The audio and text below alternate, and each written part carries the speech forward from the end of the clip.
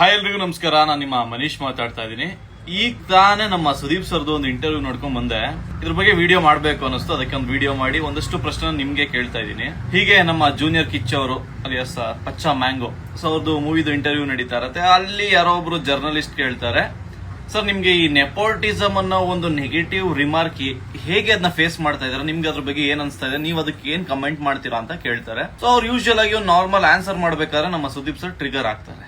ಈ ಕ್ವಶನ್ ನ ನೀವು ಮೊದ್ಲಿಂದ ಕೇಳಿದೀರಾ, ಎಲ್ರಿಗೂ ಕೇಳಿದೀರಾ, ಅಂಡ್ ಸ್ಟ್ರೈಟ್ ಫಾರ್ವರ್ಡ್ ಆಗಿ ನಮ್ಮ ಶಿವಣ್ಣ ಅವರ ಹೆಸರು ತಗೊಳ್ತಾರೆ. So it's A good move ನನ್ನ ಪ್ರಕಾರ. ಅದಕ್ಕೆ ನಾನು ಯಾವಾಗ್ಲೂ ಹೇಳ್ತೀನಿ, ಸರ್ ಒಬ್ಬ ಲೀಡರ್ ನೀವೇ ಆಗ್ಬೇಕು ಮುಂದಿನ ದಿನಗಳಲ್ಲಿ, ಆದಷ್ಟು ಬೇಗ ಅಂತ ಕೇಳ್ಕೊತೀನಿ. ಯಾಕೆಂದ್ರೆ ಸೊ ರೈಟ್ ಟೈಮಲ್ಲಿ ರೈಟ್ ವರ್ಡ್ಸ್ ನ ಮಾತಾಡೋ ಒಬ್ಬ ವ್ಯಕ್ತಿ ಬೇಕು. ಸೊ ಹೌದು, ಟ್ಯಾಲೆಂಟ್ ಇದ್ದಾಗ ಯಾರೋ ಒಬ್ರು ಕಡೆಯಿಂದ ಬಂದಿದ ತಕ್ಷಣ ಅದು ನೆಪೋಟಿಸಮ್ ಆಗಲ್ಲ. ಹಾಗಿದ್ರೆ ಅವ್ರ ಮನೇಲಿ ಯಾರು ಬೆಳಿಲೇಬಾರ್ದ, ಯಾರು ಬರಲೇಬಾರ್ದ. ಬಟ್ ಸುದೀಪ್ ಸರ್ ಇದಕ್ಕೆಲ್ಲ ಓಕೆ ಸರ್, ಇದಕ್ಕೆ ನಾನು ಆಕ್ಚುಲಿ ಒಬ್ಬ ಫ್ಯಾನ್. ಸಿನಿಮಾ ಬಿಟ್ಟು ನಿಮ್ಮ ಹೊರಗಡೆ ಒಂದು ಆಟಿಟ್ಯೂಡ್ಗೆ, ಒಂದು ಇಮಿಡಿಯೇಟ್ ರೆಸ್ಪಾನ್ಸ್ಗೆ ನಾನು ಒಬ್ಬ ಫ್ಯಾನ್ ನಿಮ್ಗೆ. ಬಟ್ ಹಲವಾರು ವರ್ಷಗಳಿಂದ ಇರೋ ಒಂದಷ್ಟು ಹೀರೋಗಳು ಒಂದಷ್ಟು ನೋವುಗಳನ್ನ ಹೇಳ್ಕೊಂಡಿದ್ದಾರೆ. ನವೀನ್ ಸಜ್ಜು ಅವರು, ಅಜಯ್ ರಾವ್ ಅವರು, ವಿನೋದ್ ಪ್ರಭಾಕರ್ ಅವರು, ಹಾಗೆ ಇವರು love O T P hero, ಹಾಗೆ ತುಂಬಾ ಜನ ಹೇಳ್ಕೊಂಡಿದ್ದಾರೆ ಕಷ್ಟನ. ಏನು ಅಂತ ಹೇಳಿದ್ರೆ ಸ್ಕ್ರೀನ್ ಸಿಕ್ತಿಲ್ಲ, ನಮ್ಮ ಸಿನಿಮಾ ಚೆನ್ನಾಗಿ ಹೋಗ್ತಿತ್ತು, ಬೇರೆ ಸಿನಿಮಾದವ್ರು ಬಂದ್ರು. ಯಾರು ಇದುವರೆಗೂ ಹೇಳಿರೋದು ನಮ್ಮ ಯಾರೋ ದೊಡ್ಡ ಹೀರೋಗಳು ಬಂದು ನಮ್ಮ ಸ್ಕ್ರೀನ್ ಕಿತ್ಕೊಂಡ್ರು ಅಂತ ಹೇಳಿಲ್ಲ. ಯಾರೋ ಹೊಸ ಫಿಲಮು ಪರಭಾಷೆಗಳು ಬಂದ್ರು ಕಿತ್ಕೊಂಡ್ರು ಅಂತ ಹೇಳಿದ್ರು. ಅಂಡ್ ನೆನ್ನೆ ನೇರವಾಗಿ ನವೀನ್ ಸಜ್ಜು ಅವ್ರು ಹೇಳ್ತಾರೆ, ರಿಲೀಸ್ ಟೈಮ್ ಅಲ್ಲಿ ಒಂದಿತ್ತು, ಅವಾಗ ಕೇಡಿ ಇದ್ರು, ಕೇಡಿ ಇಲ್ದಿರೋ ಥಿಯೇಟರ್ಗೆ ಹೋಗೋಣ ಅಂತ ಬರ್ತಾರೆ.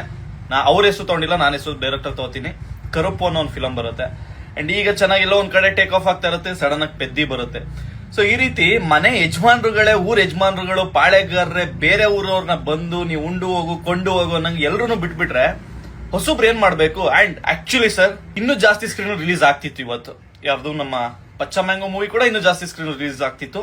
ಬಟ್ ಓಕೆ, ನಿಮ್ ಪ್ರಕಾರ ನಿಮ್ಗೆ ಅದು ಸಾಕಾಗಿರ್ಬೋದು. ಬಟ್ ನಾವು ಹೊಸಬ್ರು ಎಲ್ಲಿಂದನೋ ವರ್ಷಾನ್ಗಟ್ಲೆ ಕನ್ಸ್ ಕಟ್ಕೊಂಡು, ಯಾರೋ ಒಬ್ರು ದೊಡ್ಡವ್ರು ಇರ್ತಾರೆ, ನಮ್ಗೋಸ್ಕರ ನಿಂತ್ಕೋತಾರೆ, ಕನ್ನಡ ಸಿನಿಮಾಗಳಿಗೋಸ್ಕರ ನಿಂತ್ಕೋತಾರೆ. ಗೆಲ್ಸೋದ್ ಬೇಡ ಸರ್, ದುಡ್ಡು ಹಾಕೋದ್ ಬೇಡ, ಮಾಡಿರೋ ಸಿನಿಮಾಗೆ ಅಟ್ಲೀಸ್ಟ್ ಸ್ಕ್ರೀನ್ ಸಿಗೋಷ್ಟು ಒಂದಷ್ಟು ದಿನ ನಮ್ಗೆ ಅವಕಾಶ ಮಾಡಿಕೊಟ್ರೆ ಸಾಕು. ಸೊ ದಯವಿಟ್ಟು ಇದ್ರ ಬಗ್ಗೆ ನೀವು ಮಾತಾಡಿ.